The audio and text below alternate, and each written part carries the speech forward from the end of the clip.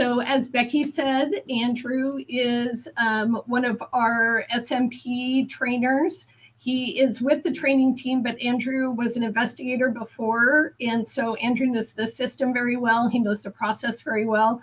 So he is going to start his demo. And we'll take questions after. Thanks, Andrew. Good morning, everyone. So I do want to thank you all again for having us here today for this demonstration. So I'm going to begin sharing my screen, which will show everyone a look at navigation on the new user portal for our new licensing system. Now, I do want to note up front that I do have everything preloaded up in tabs. This is simply because I am using a test environment of our portal, and that just runs a little bit slower than the actual environment. So for the sake of respecting everyone's time, I just have everything preloaded. But we'll begin here right after our login, where we will have logged on through our Secure Access Washington, or SAW accounts. And the first screen that you'll be given will allow you to select which business you want to work through for this current session. So if you're a member of multiple businesses, each one will be accessible as an option here, and as well as an option to select your personal account should you want to look at your personal information, or if anyone was applying or licensed as a sole proprietor, they would be able to access it through their personal account. But we're going to go ahead and select this LLC right here, which will log everything on the portal to that individual account. Now, if you ever want to, once you've finished up everything that you're doing on that one account and you ever want to change it, you are able to very simply go up to this top right icon and change your account, which will bring you right back to this page. But once we've selected an account, we'll be brought over to the LCB dashboard for our home screen. The dashboard will present you with an overview of everything that you as an individual need to do for all of the applications or permits that you or your business have applied for. This includes tasks such as watching the liquor briefing videos, quick links to all of the submissions that are currently required of any of your applications, and an overview of which of your applications are currently pending or are pending payment. Now, most of these screens here will be able to be broken down into much further detail in our accounts section. But before we go into accounts, I want to give an overview of what some of the options up in our tabs will be able to do for you. First, we do have the apply option, where you'll be able to go in and apply for any of our permits. We also have a section here for applying for licenses, which is where you'll be able to go to apply for local wine industry associations, nonprofit arts, or special occasions. And I bring this up because the wording for apply for a license only applies for these 3 types of licenses. All of our primary liquor licenses still must be applied for through our Department of Revenue's business licensing services, just the same way that you've been able to apply for them previously. This apply section will also allow you to apply for authorizations, certifications, and other applications, which currently includes registration for cannabis cooperatives and authorizations for farmers markets. And then finally, for the Apply tab, our manufacturers will be able to go here to submit their labels and their labeling and packaging information, where they'll be able to select which type of product they've produced, as well as what subtype product that they are submitting labels for. Now, the next feature that we want to take a look at here on the tabs is this My Submissions button. My Submissions will bring you to a new type of request that we have available for anyone who is registered on our portal to submit, which is simply a general request, which will allow you to make a request that doesn't require a full application, such as changing an entity's name, notifying the LCB of a marriage, reporting a bankruptcy, or a number of different options that, like I said, don't typically require a full application. Accessing this general request button will bring you to a details page where you'll be able to select what type of general request that you're making, with a few predetermined options of our most common general requests, as well as the ability to simply select other if none of the requests meet, if your request does not fall under any of the above categories. Now, you are able to select your request subtype, enter in either your entity's name or the UBI of the business that you're working with, to allow the general request to be linked to the account or the license that you need to make the request for. And you'll be able to input any additional information that you want to, so that our excellent customer service unit will be able to receive this request, see exactly what you're requesting, and route it to the most relevant people to help you out with your request. Further, our mass providers and mass trainers will be able to register as either a provider or trainer on our website. And any business that is able to qualify for our responsible vendor program will be able to register through our portal through the use of entering in their UBI.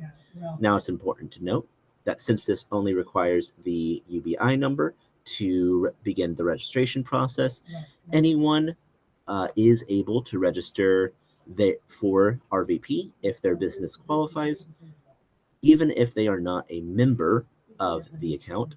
So this allows store managers to register their individual stores on the behalf of the businesses they work for. So now I'll begin to break down the account details section that's found in the My Account section, which is where you'll be able to find all of the information for your active businesses, your pending businesses, and any permits, as well as all of the account information that you have for your business. So the My Account page will start you out with the account information, where it'll have an overview of all of your business's information, their UBI, what you're registered as the LLC or corporation name, which type of liquor or cannabis business that you are currently licensed as. So it's just a good overview of everything your business is registered as with the LCB. We'll also be able to go to the related contacts section, where you'll be able to see everyone who is related to your business. You'll be able to see when those people were brought on, if they are active, and you'll also be able to tab over to this inactive/historical section to see any of your previous people who had previously been a part of the business but had since been made inactive. The license and authorization section will give you an overview of the licenses that you currently have with the LCB. This includes all of your active licenses, as well as any licenses that are currently pending. You'll be able to click on any of these license numbers to open up a detailed overview of what that license is currently licensed as, where they are currently licensed as well as a look at all of the privileges and endorsements and activities that are currently approved at this location. From this page, you'll also be able to use this button here to apply for either the addition or removal of any of your endorsements and activities.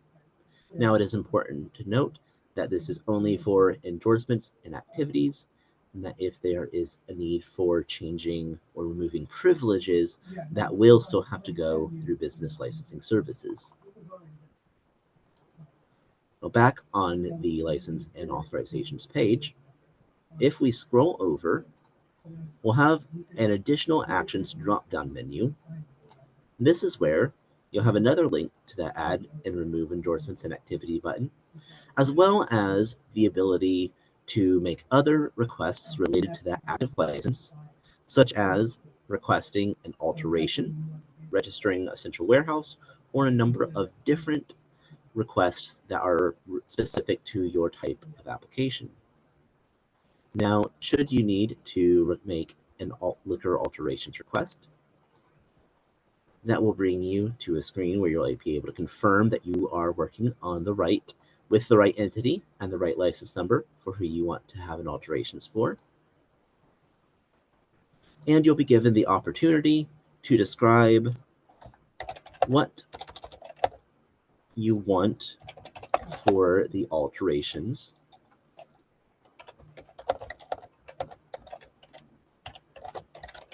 So we can enter in any information that you have for your alterations request.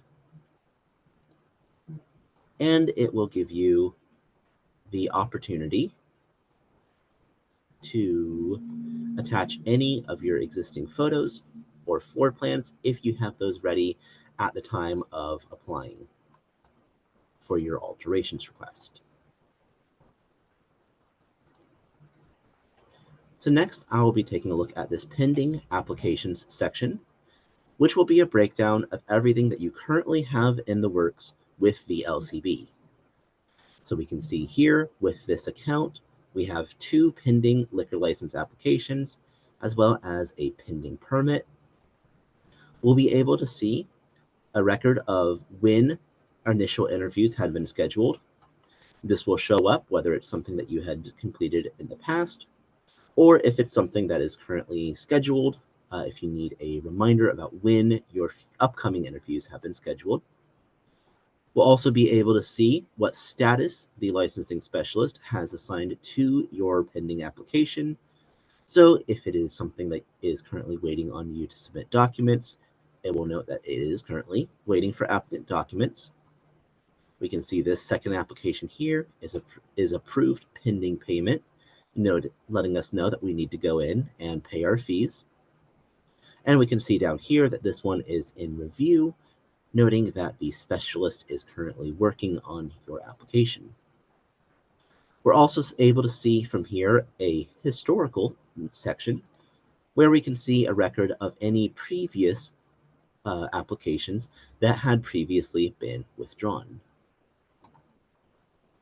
Now, we're also able to access these application numbers here to enter into another detailed information section about specifically what you have for this individual application, linking you back to your account, as well as to the license that will be approved once as this application itself has been approved. Now, I know one of the most common questions that we have had over the system in the week since we've launched is about the submissions. We have here a tab for My Submissions, which will lead you to a page where you'll be able to select which applications you currently need to submit documents for. Selecting that application will bring you to a page where you're able to see all of the documents that have been requested of you for that particular application.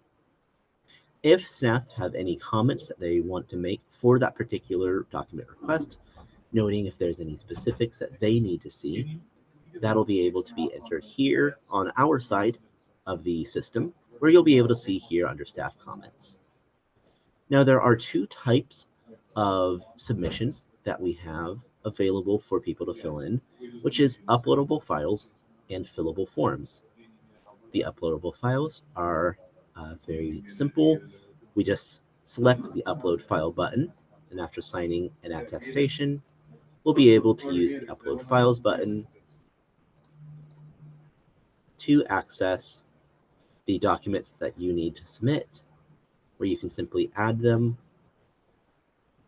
And after confirming that it's been uploaded, you'll see down here a confirmation that you have that individual document uploaded, and you can just close that and it will remove that from your pending submissions so that you no longer have that noted as something that you need to submit once as you have submitted it. Now we are able to upload multiple files at once if necessary. Each of these submissions will be able to hold up to 10 files per submission request. So just for that example, we've uploaded a handful of floor plan documents here for this floor plan submission, and we just close it out to submit it. Now for our fillable forms, these forms will provide you with the information about which of your applications that you're currently working on, and will have a number of fillable fields that you'll be able to fill in yourself based on what is accurate for your business. So we'll enter in our total costs for this source of funds document. The next page will take us to the sources of funds, where we can enter in any of the information that we have for those individual accounts, where you'll want to enter in the information, of course, how we had on our previous source of funds documents. It's just now available on this online format. And once as you have all of the information filled in that is necessary, you'll be able to go down to the next page, which will bring you to an attestation where you'll be able to declare that the information you had submitted is true and complete. And you'll be able to submit that. And that form will now be routed over to the specialist working on your case. Now, finally, we have the pay cart option, which will detail all of the outstanding fees that you need to pay for your licenses, where you'll be able to select which fees that you want to pay for at the time and add them to your cart, which will bring you to your payment page. There we go. Where you'll be able to click here and pay for all of the fees that you have currently selected. And that does bring us to the end of our demonstration. So I'm going to turn things back over to Beth for any questions that we have in the chat.